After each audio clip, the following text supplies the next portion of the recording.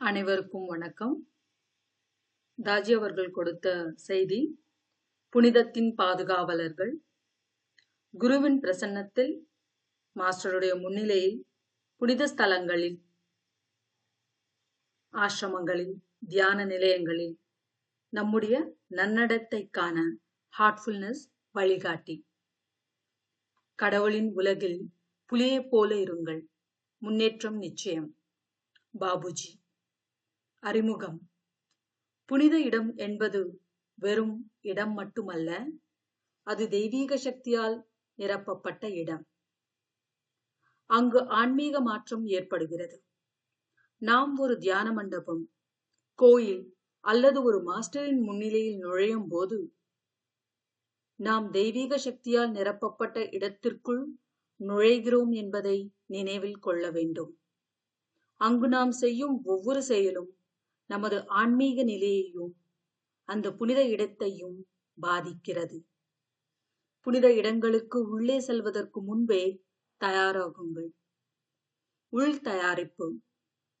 புனித இடத்திற்குள் நுழைவதற்கு முன் சில நிமிடங்கள் அமைதியாக உட்காருங்கள்.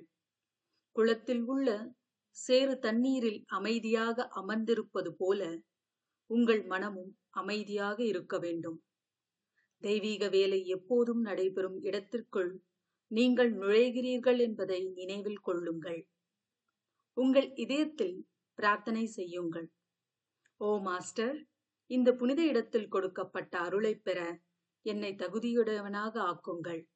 நீங்கள் என் மீது செய்யும் வேலைக்கு உங்கள் அனைத்து தடைகளையும் நீக்குங்கள். ஓ மாஸ்டர், இந்த புனித இடத்தில் கொடுக்கப்பட்ட அருளை பெற என்னை தகுதியுடையவனாக ஆக்குங்கள். நீங்கள் என் மீது செய்யும் வேலைக்கு உள்ள அனைத்து தடைகளையும் நீக்குங்கள். தூய்மை. உடல் என்பது ஆன்மாவின் கோயிலாகும். ஒரு பெரிய கோயிலுக்குள் நுழைவதற்கு முன் உடல் தயாராக இருக்க வேண்டும். நீங்கள் குளிக்க முடிந்தால் நல்லது. இல்லையெனில் குறைந்தபட்சம் உங்கள் கைகள், கால்கள் மற்றும் முகத்தை கழுவுங்கள். சுத்தமான ஆடைகளை, வெளிநிற ஆடைகளை, வெற்று மற்றும் தளர்வான ஆடைகளை அணியுங்கள். அவை இறுக்கமாகவோ அல்லது கவனத்தை சிதறடிக்கும் விதமாகவோ இருக்கக்கூடாது. அவை ஆன்மீக சுழற்சியை தடுக்கின்றன. கதவின் முன் உங்கள் செருப்புகளை சரியாக கழற்றி ஒதுக்கி வையுங்கள். உடல்நல பிரச்சனைகள். உங்களுக்கு சளி, இருமல் அல்லது தொற்றுநோய் இருந்தால் நீங்கள் வீட்டிலேயே இருக்க வேண்டும். புனித இடத்திற்கு செல்லக்கூடாது. இது உங்களுக்கு மட்டுமல்ல, மற்றவர்களுக்கும் கூட நலன் பயக்கும். நோய் பரவாமல் பார்த்துக் கொள்வது அன்பின் கொள்கையின்படி மாஸ்டர் எல்லா இடங்களிலும் இருக்கிறார். நீங்கள் வீட்டிலிருந்து அவருடைய அருளை பெறலாம். மற்றவர்கள் மீதான மரியாதையால் நீங்கள் வெளியே வராமல் இருப்பது ஒரு ஆன்மீக பரிசாக மாறும். மன தூய்மை. உலக கவலைகளை செருப்புகள் போல கதவுக்கு வெளியே விட்டுவிடுங்கள். கெட்ட எண்ணங்கள் மீண்டும் மீண்டும் வந்தால் அவை கதவுக்கு வெளியே ஒரு கண்ணுக்கு தெரியாத பெட்டியில் வைக்கப்பட்டுள்ளதாக கற்பனை செய்து பாருங்கள். தேவைப்பட்டால் நீங்கள் அவற்றை பின்னர் எடுத்துச் செல்லலாம். மனம் ஒரு வெற்றுப் பலகை போல இருக்க வேண்டும்.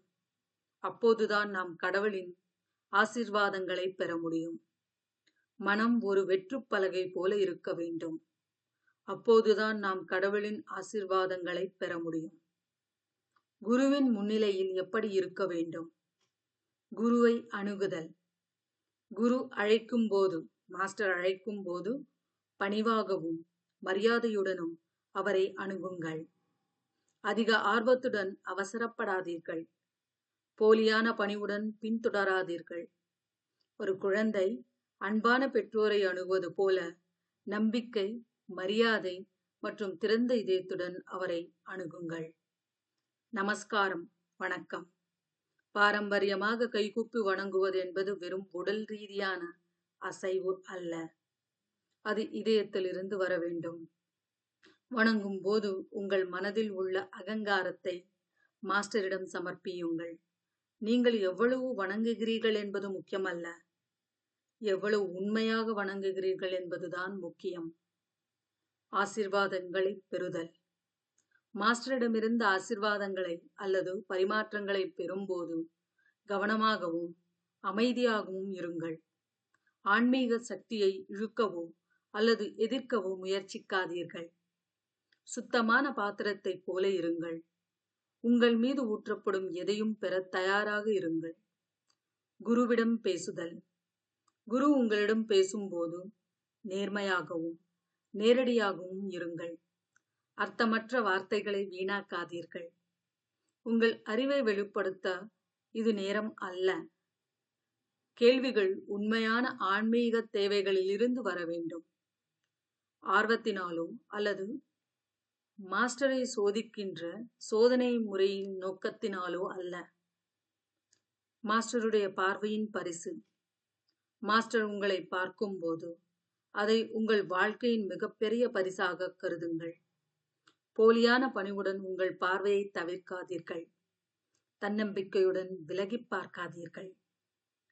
நன்றியுடன் அதை பெற்று அந்த புனித பார்வை உங்களுக்குள் ஆழமாக பதியட்டும். ஒரு கணம் மௌனம் மணிக்கணக்கான வார்த்தைகளை விட அதிகமாக பேசுகிறது.